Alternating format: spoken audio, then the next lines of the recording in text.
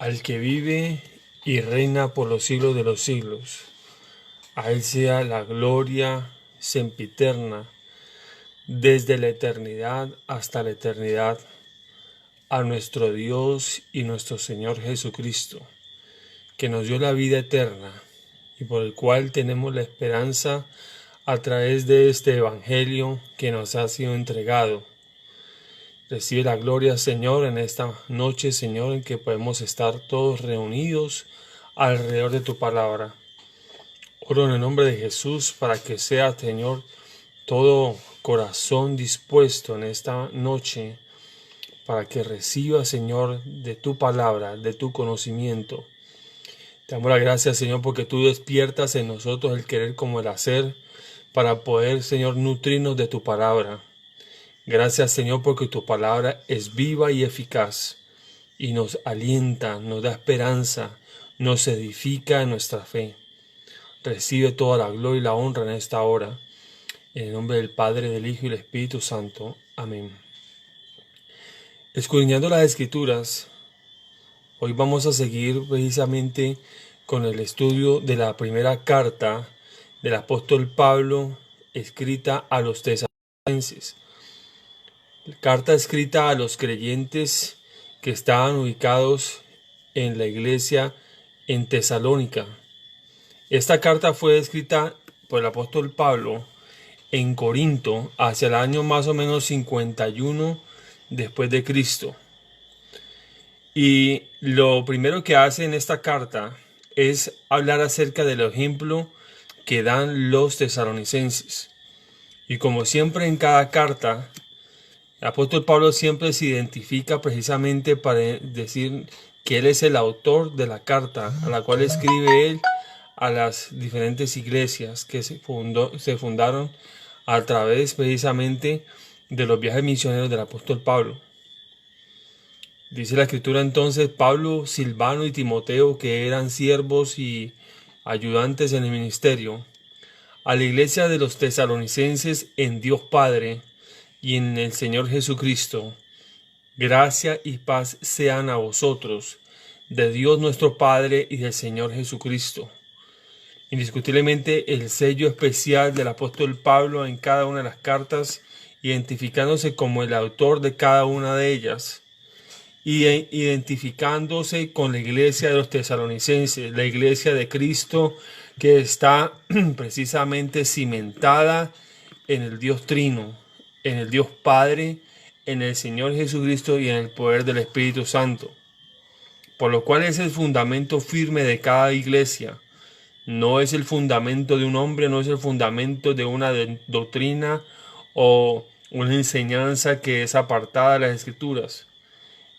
La iglesia tiene que estar fundada precisamente en la roca que es Cristo Jesús.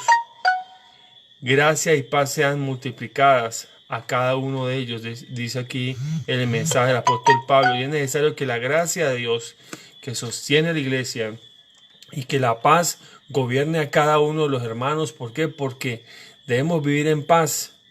Dice: damos siempre gracias a Dios por todos vosotros, haciendo memoria de vosotros en nuestras oraciones, acordándonos sin cesar delante del Dios y Padre nuestro de la obra de vuestra fe, del trabajo de vuestro amor y de vuestra constancia en la esperanza en nuestro Señor Jesucristo. Indiscutiblemente que el apóstol Pablo estaba haciendo una mención de las cualidades y las virtudes de esta iglesia. Una iglesia en la cual él se acordaba en sus oraciones. Y qué bueno que usted en este momento, que usted está en su casa, en medio de esta cuarentena, usted puede sacar tiempo precisamente para orar por aquellas iglesias, por los ministros, por los pastores, a los cuales Dios le colocó en el camino en el transcurrir de esta vida. Empiece a orar por ellos. Dice además, acordándonos sin cesar delante de Dios y Padre de nuestro Señor, de la obra de vuestra fe. Y es que la fe precisamente sin obras es muerta.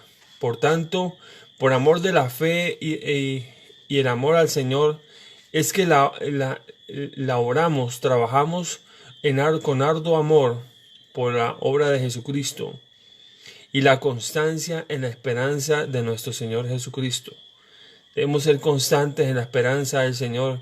Debemos ser constantes precisamente en el llamado que Dios nos hizo.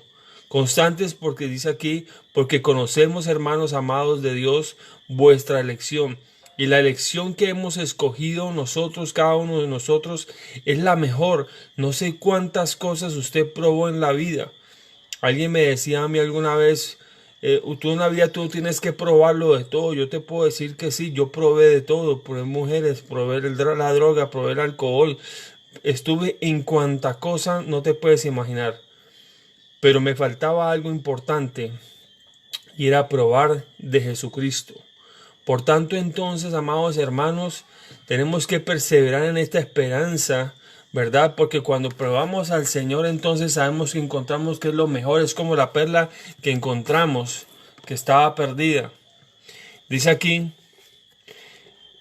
pues nuestro evangelio no llegó a vosotros en palabras solamente. O sea, cuando el apóstol Pablo fue a los tesalonicenses, no fue solamente en palabras, sino también en poder, en el Espíritu Santo, en plena certidumbre, como bien sabéis cuáles fuimos entre vosotros por amor de vosotros.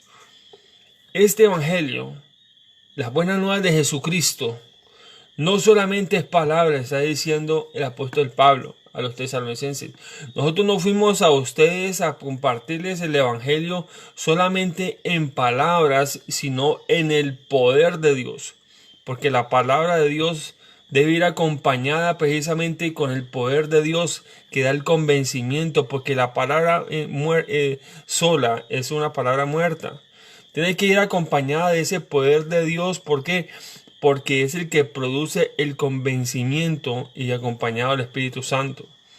Esta palabra de Dios existen muchas religiones en el mundo llenas de letras, pero lo que hace la diferencia en el Evangelio de Jesucristo es que esta palabra es ministrada bajo el poder de Dios, no solamente para que el alma sea restaurada y sanada cada vez que escucha a alguien la palabra de Dios, sino que también el poder de Dios fluya a través de esa palabra y produzca milagros, señales y prodigios que confirmen esa palabra, que hagan entender que la palabra de Dios no es una palabra de un Dios que está muerto, sino que un Dios que está vivo.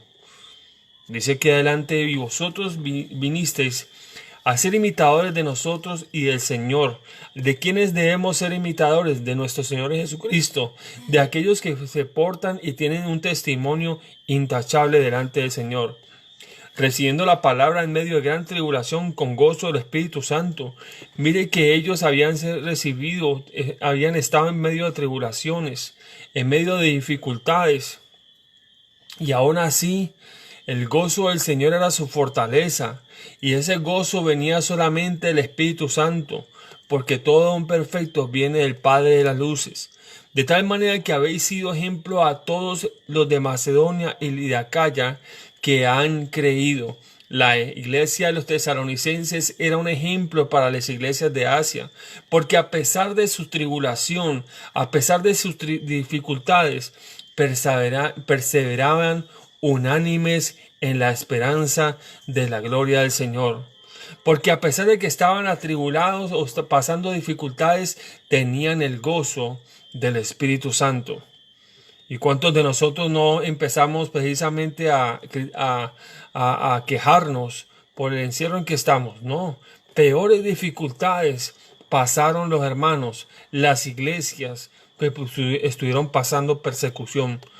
Porque partiendo de vosotros ha sido divulgada la palabra del Señor, no solamente en Macedonia y Acaya, sino también en todo lugar. Vuestra fe en Dios se ha extendido, de modo que nosotros no tenemos necesidad de hablar de nada. O sea que la iglesia de los tesalonicenses se ha convertido en una iglesia misionera, porque a partir de esta iglesia, la palabra se estaba divulgando en Macedonia, en Acaya, que eran regiones de Asia, sino más allá de sus fronteras. porque ellos mismos cuentan de nosotros la manera en que nos recibisteis y cómo os convertisteis de los ídolos a Dios. O sea que en Tesalónica, en la iglesia que estaba en esta ciudad, estaba rodeada precisamente de la idolatría. Y estos hermanos, estas personas se convirtieron al Señor, dejaron la idolatría para servir al Dios vivo y verdadero. Y habiendo conocido la verdad y la verdad os haréis libres, entonces produjo en ellos el esperar de los cielos a su Hijo, al cual resucitó los muertos, a Jesús, quien nos libra de la ira venidera. Este es el mensaje del apóstol Pablo precisamente a la iglesia de los tesalonicenses en el capítulo 1. Por tanto, entonces, la palabra que predicamos y enseñamos es la que hemos recibido, que Jesús murió murió en la cruz y que al tercer día resucitó de los muertos, y que si confesares con tu boca que Jesús es el Señor y que Dios levantó a los muertos, entonces serás salvo, porque con la boca se confiesa para salvación y con el corazón se cree para justicia. Por tanto, entonces, esperamos de los cielos al Señor con la esperanza de que algún día Él regresará por su iglesia. Bendito sea el nombre del Señor. Y a través de Jesucristo, Él es quien nos libra de la era venidera. Primero nos ha liberado del pecado, porque separados de Dios estábamos muertos espiritualmente. Pero también nos va a librar de la ira venidera que se desatará por la desobediencia del mundo, tiempo de tribulación que vendrá sobre la tierra, cual nunca hubo desde antes de la fundación del mundo. Y por tanto la iglesia debe, y nosotros como creyentes, Dios quiere que no pasemos precisamente por ese tiempo de tribulación tan difícil que se viene sobre la tierra. Lo que estamos viviendo hoy en día son principios de dolores, momentos difíciles, el llamado de Dios precisamente para que busquemos más de Dios, escudriñemos a través de estos espacios, saquemos tiempo para leer la palabra, para escudriñarla, para indagar sobre ella, pedir al Espíritu Santo precisamente que nos abra el entendimiento, que Dios despierte en nosotros el hambre y la sed por escudriñar, por leer, por entender la palabra de Dios, porque es nuestro alimento espiritual. Te habló el pastor Harold Cisneros de la ciudad de Cali. Recuerda, nos puedes ubicar en el canal de YouTube Pastor Harold Cisneros, el ministerio Una Voz Se Clama en el Desierto. Si necesitas oración, comunícate con nosotros al 315-283-4426, 315-283-4426. Nos vemos en otra ocasión, si Dios nos permite. Bendiciones para todos. Chao, chao.